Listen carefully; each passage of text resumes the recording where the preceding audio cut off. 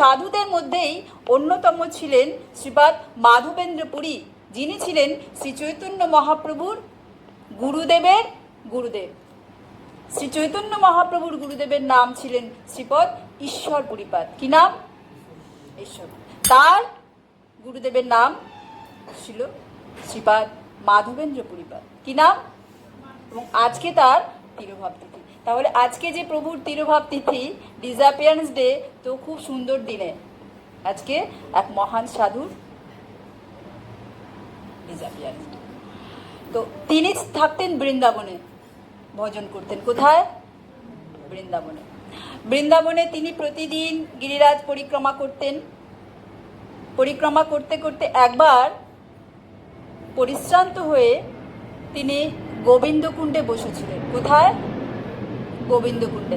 আচ্ছা, বৃন্দাবন কে কে গেছেন? হাত তুলুন। কেউ জাননি? একজন। গোবর্ধন পরিক্রমা করেছেন? করেননি না?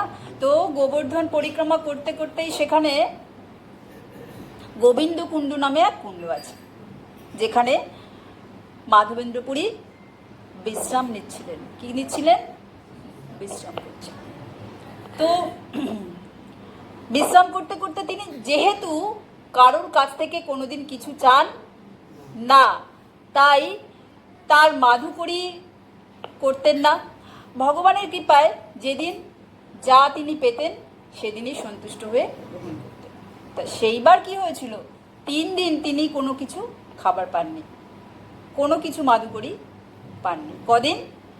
3 দিন। তিনি বসে বসে বিশ্রাম করছেন। এক সময় ভগবান বলছেন, অহম ভক্ত পরাধীন, অর্থাৎ আমি ভক্তের অধীন। আমি ভক্তের অধীন। ভগবান কোথায় বাস করে? ভগবান বাস করে ভক্তের হৃদয়ে। তো যখনই ভগবান দেখছেন তার ভক্ত 3 দিন কিছু খাননি, তখন সেই ভগবান একটা ছোট্ট বালক সেজে, কি সেজে? বালক সেজে, এবং নিজের নাম দিলেন গোপাল। কি নাম? গোপাল। বালক সেজে আসলেন কার কাছে? কার কাছে? মাধবেন্দ্র পুরীপাদের কাছে। এসে তিনি 1 গ্লাস দুধের ভান্ডার তার কাছে ধরিয়ে দিলেন।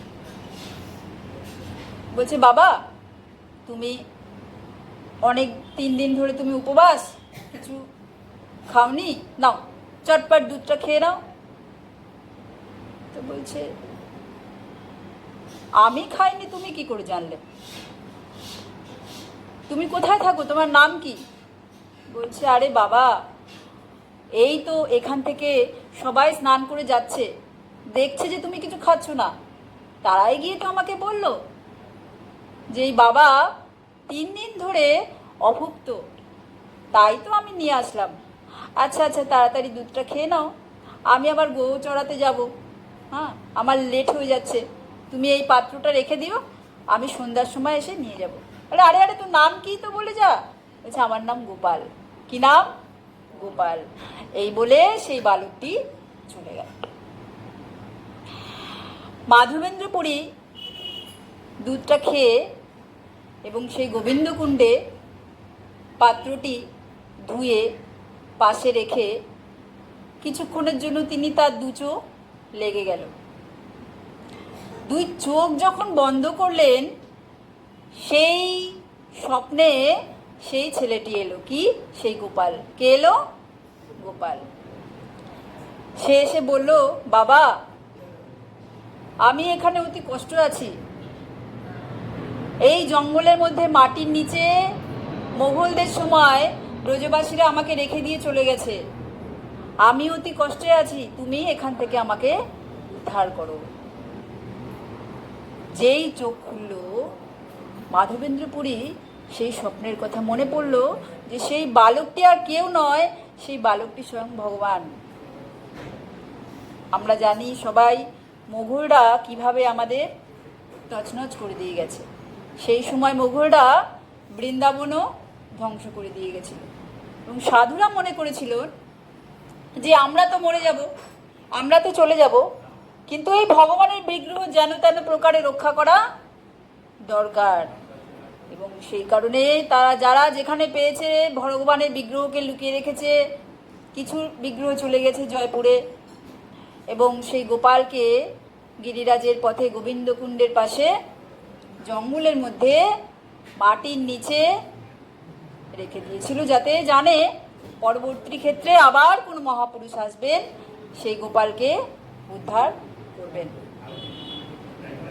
ব্রজবাসীদের মাধবেন্দ্রপুরী জানালেন, জানিয়ে সমস্ত ব্রজবাসী মিলে সেই জঙ্গলের মধ্যে দিয়ে মাটি খুঁড়ে ভগবানকে, গোপালকে উদ্ধার করলেন।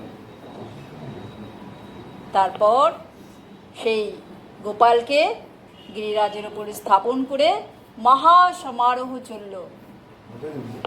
মহাসমারোহ চলল, 2 বছর ধরে সেই অনুষ্ঠান চলেছিল। গোপালের উদযাপন 2 বছর ধরে সেই অনুষ্ঠান চলেছিল। 2 বছর পর আবার মাধবেন্দ্রপুরীকে ভগবান স্বপ্ন দেখালেন। কি দেখালেন? স্বপ্ন, যে আমি এখানে প্রচুর গরম, বৃন্দাবনে আমরা যারা গেছি তারা জানি ওখানে যেমন গরম তেমনি ঠান্ডা। আমার সমস্ত শরীরে জ্বালাপোড়া করছে, তুমি পুরী থেকে চন্দন নিয়ে এসো, আমি চন্দন মাখবো। এই বলে মাধবেন্দ্রপুরী বলছে, আমি বয়স হয়ে গেছে, আমি কি করে যাব পুরীতে, না আমি তোমার থেকেই মাখবো। তখন মাধবেন্দ্রপুরী চলতে চলতে চলতে চলতে পুরীতে যাওয়ার পথে তিনি এলেন শান্তিপুরে। কোথায় এলেন? শান্তিপুরে। কোথায় এলেন? শান্তিপুরে। সেই শান্তিপুরে এসে তিনি অদ্বৈত আচার্য প্রভুর গৃহে কিছুদিন কাটালেন, এবং সেই সময় তিনি অদ্বৈত আচার্য প্রভুকে দীক্ষা দান করেন।